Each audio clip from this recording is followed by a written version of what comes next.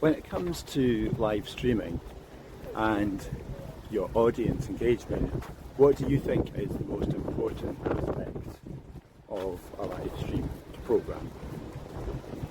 Me, I'd pick a word. I'd go like authenticity. You want to be like, get it real. That's a good one, but I think when it comes to the audience, access is the most important thing. Yeah. I've just come back from the other day from the Glenfiddich Piping Championship, the 52nd annual celebration of the finest solo piping in the world, from beautiful Blair Castle in Blair in the middle of rural Perthshire in Scotland. That's a lovely place, and we've been live streaming that event since 2012. Started doing it, and I have been through all kinds of adventures and 3G bonded sims. Yeah, ups and downs over the years in streaming it, and learned so much in the process. And the overriding thing for us is the access that the audience enjoy from getting to watch the stream, because we're appealing to an audience of fanatical piping enthusiasts who absolutely hang on every note and love to watch and listen to this excellent musicianship and piping in the competitive world that is solo piping. Excuse me. And it's just it's a real pleasure to be part of, actually. We've been doing it for so long that we've got a tried and tested way of doing it, but every year we refine and improve what we do. This year we brought in the use of some high-end PTZ cameras. That's pan tilt to zoom. It's robot cameras, basically, remote control operated cameras. And we had 4 of them in the room, plus 2 of our usual cinema cameras, and they do match reasonably well. What cinema cameras are you using at the moment? Well, we're still using Canon C300 Mark 1s, which are pretty old now, but they still have a beautiful picture and arguably a more genuinely filmic look than some of the more modern and sophisticated Mark 2s and 3s and Sony FS range, but which are stunning cameras.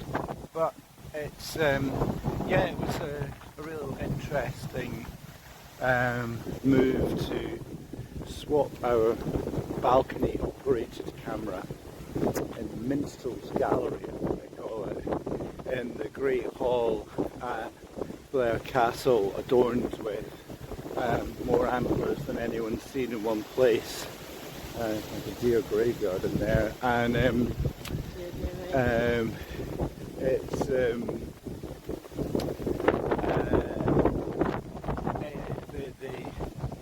thing that we were advised on when we first started streaming it was we need to be really discreet. Pipers do not want, they need to concentrate so hard on what they're doing. It's quite a cold, old, big space, and they're tuning and stuff. Yeah, there's environmental challenges to it, and they're performing, especially in the P-Block, they're performing often sort of 15-20 minute long pieces that are they are fiendishly difficult. Sad. Yeah, very, very sombre, sometimes tragic pieces. The stories they depict and tell, and the pipers have to memorise these pieces, and they memorise 6 of them, and then the judges choose what they're going to perform. What? On the spur of the moment? They just have to... No, they think they're told the day before. Right. Oh no, maybe they're just told on the morning what they're going to what they're going to play. And so there's a lot of concentration required. We never want to interfere, and I once got a tremendous piece of recognition from the former marketing manager of the Queen's Hall in Edinburgh. This is many years ago, when he was talking about our work with Radio Magnetic and recording live music in all different genres, and he said Radio Magnetic has a cast iron reputation in the music industry in Scotland because of its integrity, and you're so sensitive to the needs of the musicians when recording it. I was blown away by that. And but I guess you're a musician yourself, so you get it. Yeah, you're all the team are musical, and musicians, DJs, producers, and so we get it. Yeah, we do get it. But when we did the first Glenfiddich, the event manager who'd ran it for many decades told us, "I hardly knew you were there." It was perfect. Nice. So we never wanted to disrupt or change that. So we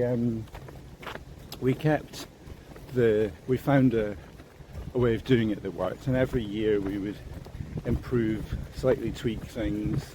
Over the years we upgraded the cameras we were using, but this year we brought in PTZ, told the event manager who now runs it, I told her about this and asked her to tell the pipers, so there'll be tiny movements of the lenses, but not so as you'd notice, and not as noticeable as some of the tourists who fall asleep in the front row during the P-Brock because it's so hypnotic, or people even moving their heads or sneezing or whatever. So we used those, and it significantly increased the range of options that we had for shots. We kept our old camera rig in place as a backup, but it went really well. But one of the things I've learned over the years is when we used to have, Anny, you mentioned that we used to use a bonded 3G SIM device. Which at the time was really progressive. Oh, absolutely, because the pioneering. Castle didn't have internet. The Castle didn't have any usable internet at all in 2012 for several years. And we were introduced to a network infrastructure company called Prodec Networks, who gave us the use of bonded 3G SIM device, and then we entered into a relationship with them, and they used us as a case study, and we had great results from that for years, and it enabled us to get the access that was never possible before. And so that was really revolutionary for the audience, who had always wanted to see this. And the BBC were recording it for Gary West's Pipeline programme, but they could never see it, and it was never broadcast live. So we brought audience, I suppose. As high-end video coverage as we could do. We always strive to do within the budget constraints that we're working in, and just that live access. And because it's competition, then it really matters seeing it in the moment. And one year the internet coverage was really patchy, and several times we would just have real issues with connectivity, and the audience was understanding and forgiving on the most part, and those that were tetchy, or when the keyboard warriors came out, then the keyboard defenders jumped to our defence and explained the situation. And I learned that for all our striving for top quality, it's just the important thing is to see and hear it. And when I was met with really challenging situations and had to do some really intense problem solving, then it was just gratifying that the audience was just delighted when we did manage to actually get the stream going again. So yeah, I really feel access is a very important aspect of particularly of the Glenfiddich Piping Championship. And let's actually go and we'll loop back this way so we go.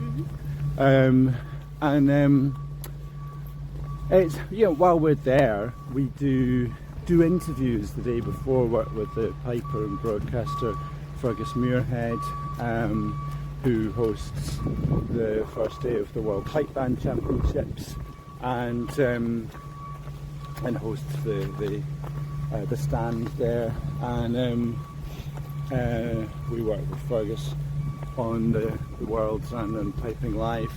We've been working with him at the Glenfiddich for many years as the presenter of our live stream, and he does interviews with pipers and judges the day before, and this year, and then we do some during the day as well, and this year made a feature of interviewing Patricia Henderson, who is the only woman judge, certainly in recent years, and a former solo piper, phenomenal piper, married to Murray Henderson, the Piobaireachd master, Australian piper. Patricia's Scottish, and their daughter Faye Henderson has, I think she's performed at the Glenfiddich, and we've certainly spoken to her in the past, but we've been working with a young Australian piper, Sophie Stringer, who Annie and I know also as she is the piping club leader at the National Piping Centre, and she's teaching our son Errol the chanter. And the goose now. And the goose, which is like the first, you know, my first bagpipe kind of thing. It's kind of like a bagpipe. It's got a reed, like he uses his regular chanter lower section. Yeah. And then the mouthpiece is kind of, well, the lower section is connected to the goose, which is like the pipes, but it doesn't have any actual drones in the... No, yeah, so you're not needing to worry about drone tuning and all that. And it's to get you used to the breath control. But anyway, Sophie, young Australian piper, very great piper, taught by Margaret Houlihan, actually, who's a phenomenal Irish piper, and all playing the Highland pipes.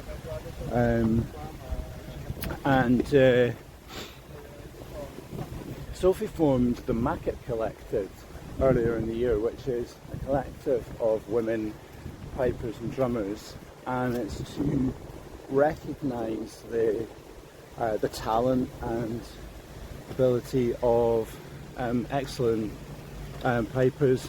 Initially she was working with the kind of top end solo pipers and pipe band members, but now she wants to recognise all women and girls in piping, and it's a fantastic thing. So we're actually, with our Trad TV channel, going to be doing a series with the Maket collective to shine a light on the talent and abilities of these women and speak to them as well as featuring performances. And it's so Fergus interviewed Sophie about the Maket collective, and we also got him to ask every interviewee, and apart from Patricia, the rest were men. They were many of the 10 men who were playing on the stage, and also some of the other judges, and just ask, you know, what can we all do to support the cause of bringing more gender balance to piping. And it's great to be working with the Maket collective, and we did a feature on the 7%, who are consist of the 7% of the women who make up the 7% of the pipers in the Grade 1 band from the World Pipe Band Championships, and that's a very low number, obviously, and I guess that we hope they have to change their name each year, that ensemble, as the ratio improves. But it was great that we also, whilst the partly in part due to our use of the PTZs And the AI face tracking technology is not up to scratch yet, so they're all, manually operated by our regular camera operators who are good with PTZs as well. But that did free some of our crew up, and it meant that we were able to get more content during the day. So we got great content for the National Piping Centre and for the live programme, but we also were able to film a half-hour chat in the library at Blair Castle between Sophie Stringer and Patricia Henderson, which really got under the skin of the motives of the Maket Collective, and really looking forward to putting that out on Try TV. And so I think when it comes to live streaming, obviously there are fundamental technical considerations like internet access, of course, but whilst you want to have great internet access, believe me, you can work with what you've got. I've dealt with 200 megabit up connections in the past, which is just woeful. 200 kilobit up, and I made something decent work. It's all about the access for the audience, and I think that is something I always try to bear in mind. And we've got loads of great material, of course, now to work with, having done our 9-hour live stream. But it's a joy to do and a delight, and it is packed with value that we can now get into.